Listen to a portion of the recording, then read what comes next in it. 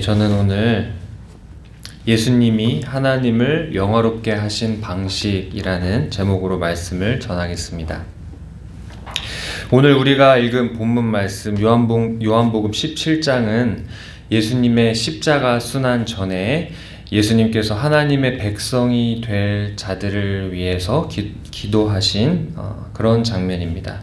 요한복음 17장은 예수님의 성육신과 지상사역의 목적을 드러내고 앞으로 고난을 겪게 될 제자들을 위로하시면서 보혜사 성령을 약속해 주시는 그런 내용으로 이루어져 있습니다. 요한복음 17장은 다락방 강화의 완결이자 예수님의 대제사장적 기도입니다. 이제 십자가를 목전에 두고 인류 구속의 희생 제물로 드려지기 위한 그런 헌신의 기도입니다. 이 성경에 나타난 예수님의 기도 중에 가장 긴 기도로서 이 모든 제자들과 함께 계시면서 다락방 강화를 마치신 후에 다 제자들이 듣고 있는 그 중에 하신 그런 기도입니다. 이 요한복음 17장의 기도는 기대로 가득 차 있습니다.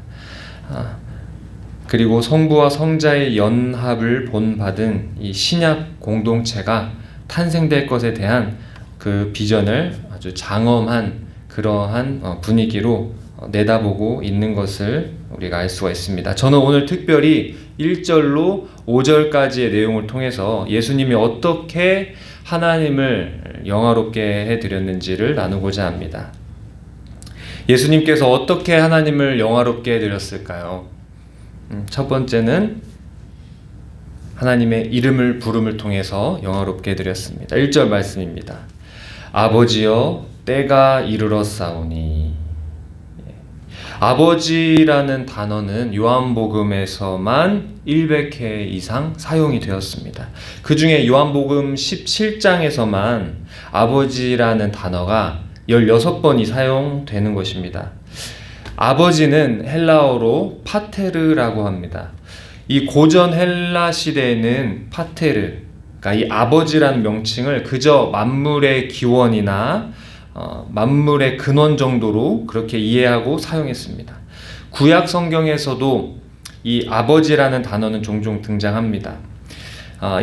하지만 이 아버지라는 단어는 하나님에게 그렇게 의미 있게 중요하게 적용되지는 않았었습니다. 이 구약 성경의 이사야서와 말라기서에 아버지라는 말이 나오는데 특히 이사야서에는 메시아가 영존하시는 아버지라고 언급되었습니다. 이것은 메시아가 하나님의 신적 본성을 소유하셨다라는 것을 의미합니다. 그런데 이제 신약으로 넘어와서는 확연히 달라지는 것입니다. 예수님으로부터 사도 바울의 서신들에서조차 하나님을 우리 아버지, 아바 아버지 이렇게 표현하면서 파테르를 아버지를 신약 교회의 공식적이고 자유롭게 쓸 수 있는 하나님의 호칭으로 기록한 것입니다. 이 아버지라는 이름이 갖는 의미는 무엇이겠습니까? 이 아버지라는 이름은 영원하신 그 하나님, 영원하신 그 삼위일체의 일위 되시는 하나님과 영원히 누리는 예수님의 그런 독특한 친밀성을 나타내는 것입니다.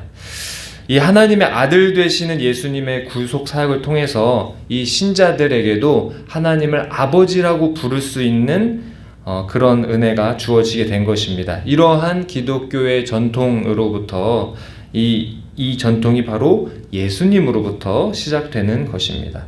그동안은 하나님 아버지를 구약의 그 히브리어로는 아브, 신약에서는 파테르 이렇게 부르며 창조와 근원의 관계에서만 불렀던 초월적이고 전능하시고 그저 저 멀리 계신 그런 알기 힘들고 다가가기 힘든 그런 분으로 이해했지만 이 예수님께서는 하나님을 너무나도 친밀하게 아버지라고 이렇게 부르심을 통해서 하나님은 초월적인 하나님이실 뿐만 아니라 내재적이신 가까이 계시고 우리가 친밀하게 그렇게 대할 수 있는 분이심을 나타내신 것입니다. 예수님은 이 하나님과의 친밀한 관계임을 보여주셨을 뿐만 아니라 이 하나님과의 친밀한 관계를 예수님의 십자가의 구원하심을 통해서 우리에게 선물해 주신 것입니다. 그리고 이것을 통해서 하나님을 영화롭게 해드린 것입니다. 우리가 살면서 가장 억울하고 답답할 때가 언제겠습니까? 누군가가 나를 오해하고 누군가가 나를 일부만 보고 전체를 아는 것인 마냥 그런 식으로 대하면 그때가 가장 답답하고 속상한 것입니다. 하지만 반대로 내가 얼마나 좋은 사람인지 다른 사람에게 소개해주고 나의 명예를 높여준다면 그 사람이 정말 고맙지 않겠습니까? 바로 이 예수님께서는 주의 백성들이 하나님을 향해서 바른 이해를 가질 수 있도록 그리고 그 아버지라는 이름을 나타내시고 드러내시고 우리에게 주심을 통해서 그렇게 해 주신 것입니다. 또 예수님께서 어떻게 하나님을 영화롭게 해 드렸을까요? 두 번째입니다. 권세를 받음을 통해서 하나님을 영화롭게 해 드렸습니다. 2절 3절입니다. 아버지께서 아들에게 주신 모든 사람에게 영생을 주게 하시려고 만민을 다스리는 권세를 아들에게 주셨음이로소이다. 영생은 곧 유일하신 참 하나님과 그가 보내신 자 예수 그리스도를 아는 것이니이다. 이 말씀에서 구원의 대상은 아들에게 주신 모든 사람, 즉 하나님의 택한 백성을 말하는 것입니다. 영생은 하나님 나라에서 영원토록 행복한 삶을 사는 것입니다. 만민을 다스리는 권세란 모든 육체에 대한 능력 또는 모든 육체에 대한 권세로 번역될 수 있습니다. 예수님의 통치권이 어느 시대의 특정한 부류의 사람이 아니라 역사상에 나타나는 모든 사람, 그들에게 미침을 보여주고 있는 것입니다. 이 권세가 모든 세대 사람들에게 어떻게 나타났습니까? 영생, 즉 하나님과 예수님을 아는 것으로 나타난 것입니다. 하나님과 예수님의 뭘 아는 것이 영생이겠습니까? 하나님과 예수님의 인격적이고 사랑의 관계, 친밀한 그 사랑의 관계임을 아는 것입니다. 하나님과 예수님이 서로를 친밀하게 하시고 사랑하시며 그렇게 기쁨을 나누는 방식으로 우리도 하나님과 예수님의 사랑의 관계에 참여시켜 주셔서 우리가 이제 하나님을 아버지라고 친밀하게 부를 수 있게 되었고 또 예수님이 하나님을 기쁘시게 하셨듯이 우리도 이제 하나님을 기쁘시게 하는 하나님의 자녀가 된다는 것입니다. 이 모든 영생으로 가는 길을 우리 하나님과 예수님이 보여주고 나타내 주신 것입니다.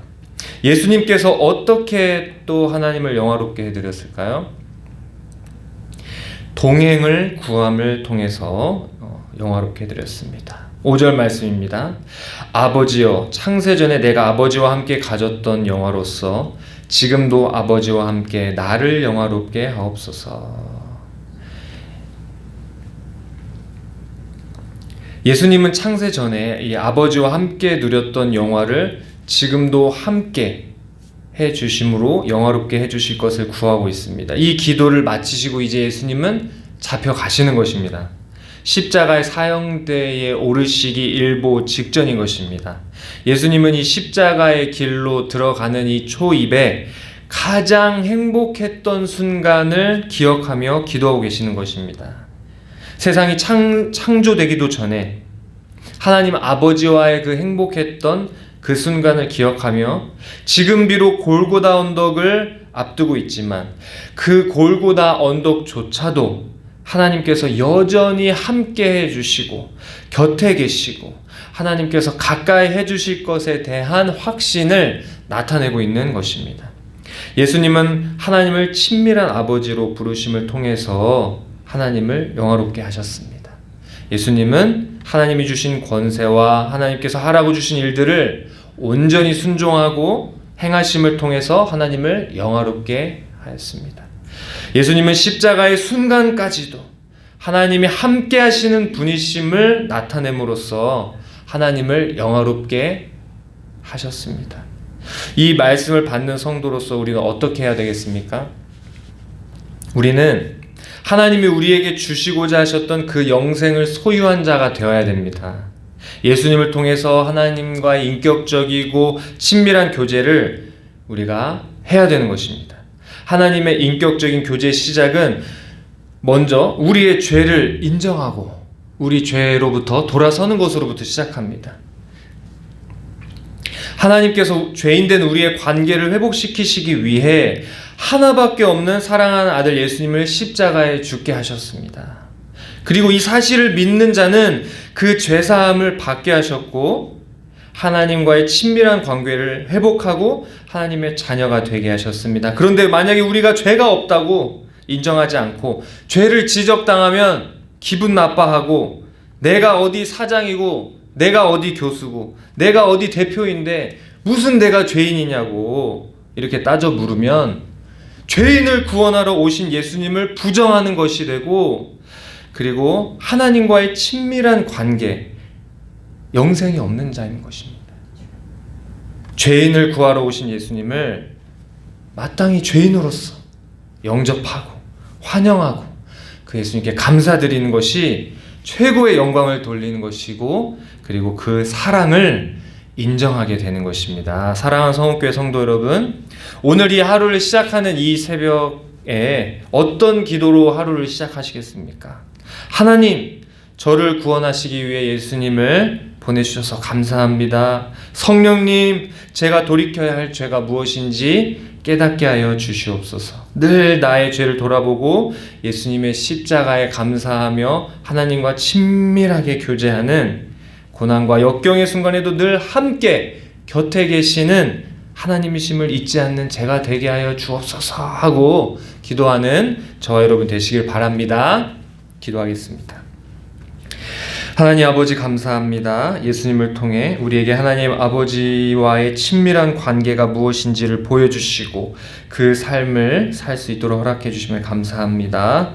죄인을 구하러 오신 예수님 앞에 그저 죽어 마땅한 죄인으로서 통회하고 또한 용서받는 의인으로서 감사와 찬송을 드리는 우리가 되게 하여 주옵소서. 늘 아버지 뜻에 순종하고 아버지를 신뢰했던 예수님의 모습과 같이 오늘 이 새벽 결단하는 마음으로 오늘 하루 아버지 뜻에 순종하고 오늘 하루 고난 닥쳐와도 함께 하신 아버지 하나님이심을 잊지 않게 하여 주시고 오직 하나님의 영광을 위한 오늘 하루를 사는 우리 모두가 되게 하여 주시옵소서. 주의 백성이 드리는 모든 기도에 넘치는 응답 내려